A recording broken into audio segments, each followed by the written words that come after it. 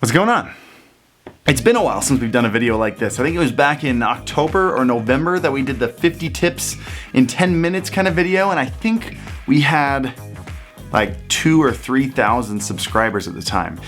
Things have changed. I started sharing experiences and knowledge that I had as someone who's been a professional YouTuber for 5 years now.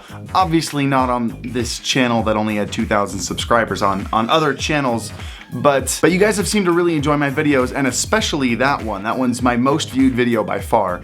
Well, except for one person. I have a new favorite comment. And I usually just ignore these because I know they come with the trade, but this one was so good. All right, I'm gonna read you most of this. Imagine taking advice from someone who 4 hours into his Apex Legends stream while lying down, he came into my stream, playing video games like a blonde-headed e-girl. There are 10 million of you on Twitch, that's why you won't grow, and at your age, you are still trying to convince people you made it big. Clown. Oh my goodness, this is so funny. Imagine making fun of someone for lying down on stream when they have a lower back injury and legitimately cannot sit for more than 30 minutes without re-injuring themselves. That is a big oof. So, in honor of our newest friend, Alex, we are making another video, 25 more tips for growing, not only just on Twitch, but also on social media in general. See if we can do this in 10 minutes. Start the timer.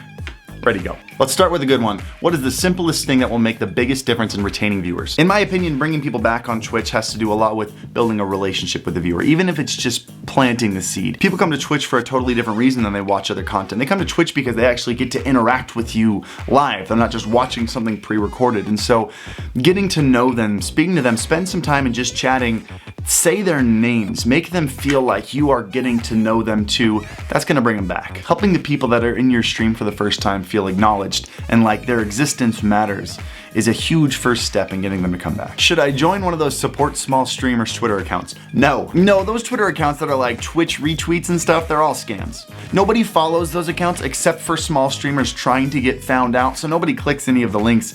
It's a giant scam to get accounts with lots of followers, and I'm pretty sure that once they grow large enough, they just sell them off to companies for a lot of money. There's a very big difference between a one-off retweet Twitter account versus an actual streaming community like on Facebook or on Discord where you actually get to know people and build relationships. Ignore those stupid Twitter accounts. Find a community if you're looking for people to grow with. Swearing on stream, yes or no? This one's kind of up to you. It's important that you recognize what your audience is because this has a lot to do with the business side. If you have a younger audience, brands that target young people will want to advertise through you, but if you also swear a lot, you're probably not gonna match well with their brands. So if you have an older audience, probably doesn't matter as much. If you have a younger audience, you should probably stop swearing if you wanna make this a career. But in the end, there's so many different audiences that you can make it either way. What specific broadcasting skills should I be looking towards improving? What I think the most important one that a lot of small streamers miss is genuineness. I think in general, they try too hard to be influencers and hype beasts when really, I think what I found is the audience on Twitch in general is kind of sick of that stuff. They want to see a real person who's not trying too hard. Work on growing your own confidence to where you can be your real you in front of these people and make them feel like they're actually getting to know a person, not an online personality. I think that's a big deal. I also think that's the hardest thing because you have to be entertaining but also genuine. It's a difficult balance, but that's probably the most important one. How much of my followers' opinions should I listen to? Just the good ideas. OBS versus Streamlabs OBS. I use OBS because I don't use Streamlabs, I use Stream Elements, but also every time I've tried to use Streamlabs OBS, I've run into some weird bugs, like literally every time. But I know some of you haven't, so if that's not your experience, I mean, it's personal preference. If you use Streamlabs, give it a shot. I was in an awkward situation. What do you do when you pronounce someone's name wrong and they get mad at you? Look, if someone got mad at you for pronouncing their name wrong, they couldn't handle that, they probably shouldn't be on the internet. How can I stream snipe you? Can I copy strike this guy? How do you talk about money in a way that doesn't look greedy? That's a difficult one with very important nuances to it. I'm actually going to be going more in depth in this on my next video, but it is important that you bring up subscribing, just like it's important to talk about liking and commenting in a video on YouTube and subscribing.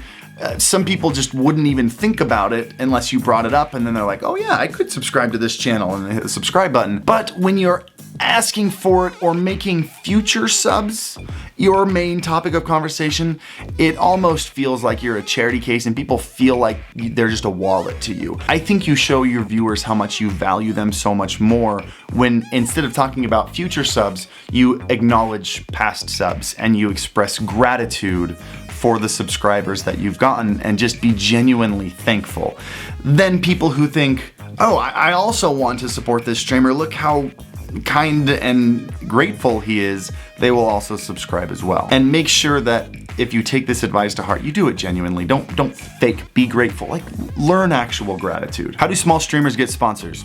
Don't. If you have nothing to offer and someone wants to sponsor you anyway, they're basically looking for free advertising from you. Don't advertise companies for free. Focus on your content and your growth. The good sponsorships will come later. Does streaming have a learning curve? Oh yeah, no, absolutely. And not only just like audio and video, learning that kind of stuff, but just learning how to be your best self in front of a camera takes a lot of self-reflection and self-awareness. Twitch versus DLive. I don't know. Time will tell. We'll see. All I know is Twitch has about 10 years ahead of DLive and they've cultivated a very solid audience. It would take a lot of work for someone to overthrow that. Just like no video site's overthrown YouTube. But I mean, who knows? They've got PewDiePie. How do I get my hair to look as cool as yours? Look, if you haven't colored your hair, are you really a streamer? No, but for real, my hairstylist Taylor actually just left her salon because she's moving to North Carolina in a couple months. And I talked to her about starting a hair YouTube channel. And she might actually do it. So I know a lot of you guys ask me questions like, how do you start a YouTube channel from scratch? And so I guess the question for you is, if I helped her start a channel from scratch, would you want me to document it so you can see what goes into starting a channel, what kind of things you need to think about, how you determine what kind of content you need to make, all those things that after being on this platform for years, I've learned and a lot of new YouTubers don't know about yet. So yeah, comment below if you want me to help her out and document that whole thing. How do you get over introvertedness and handling vulnerability? You don't. You accept it. Turn those things into a strength. You've got a whole platform, a whole audience full of introverts and people who feel vulnerable. They need people they can relate to. They don't want fake extroverts. They want people they feel like they can become friends with.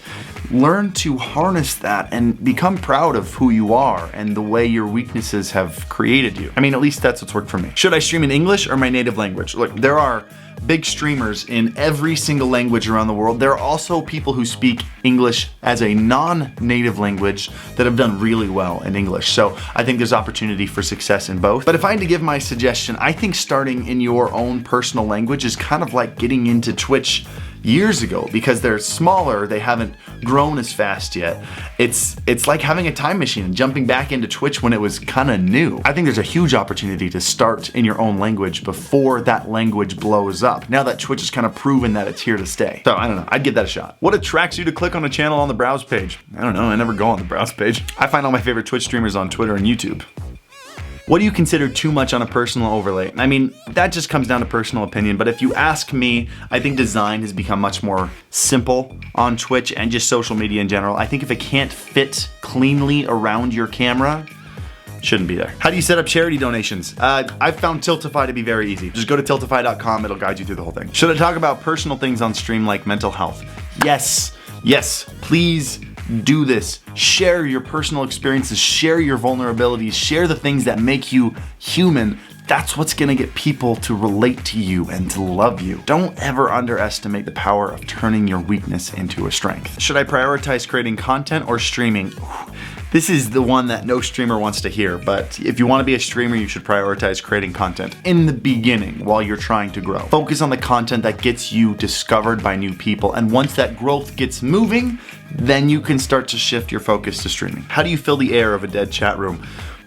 Remember, this is not their chat room, this is your chat room. It is your responsibility to keep the chat moving. If the chat dies, you should have a list of open-ended questions in your head, fun thinking questions that'll get people excited to answer. One of my favorites has always been, if you could have any Pokemon as a pet, what would it be? Everybody always answers. It always starts a conversation. Come up with some open-ended questions like that. Get ready to ask them. What is your worst nightmare of a stream? I have this voice changer voice that I do on stream that I call my hentai voice. I'm always really terrified that I'm gonna do that voice for an extended period of time, and then I'm gonna turn around and my wife's gonna be standing right behind me. She knows that I do it, but it doesn't make it any less weird. When you're lacking motivation, what do? That happens to everybody and it's different for everybody. For me, I need to sit back and do some self-reflection and really ask myself, how much do I really want this? Do I want this more than I want to sit around and waste time? And the answer is always yes. And if the answer is yes, then I say it doesn't matter how I'm feeling right now, I need to get up and do it. What's the best place to learn about audio settings? YouTube. You learn everything on YouTube. How do I reduce the glare on my face? Diffuse the light more. If you need to, point the light away from you and bounce it off a wall so it's not coming from a direct source. That'll help a lot too. How do I prevent burnout? You gotta keep it creative. You have to keep the passion that brought you there originally in the process. And that's it. I hope I made it in time. I have no idea. I actually took like 30 minutes to film that, so I'm not supposed to be sitting anymore. You guys will know if I made it in 10 minutes or not. Whatever. I feel like even though I only had half the questions as I did last time, I spent so much more time on each one. I probably went over 10 minutes, but you know what? It is what it is. If you enjoyed this, make sure you hit the like button. Make sure you subscribe to the channel. And also, if you want me to elaborate on any of this stuff, please come into my Twitch channel. I stream every Monday, Wednesday, Friday evening, and sometimes Saturday mornings. I'd love to see you in there. Oh, and I forgot to say the intro. My name is Harris Heller. I am your stream doctor, and today we are spiting a really angry comment. I'm just kidding. I actually had this video planned and then I got the comment and I thought it was hilarious. Guys, thank you so much for being here. I hope this helped. I hope you found it interesting, and as always, happy streaming. It looks like a ball sack with an apostrophe. Oh, okay, yeah, I got you. Yeah, okay, ball sack. Yep, okay, yep, okay, ball sack. Okay. Disney Top squiggly. Top right. Disney Then looks okay. the bottom left looks like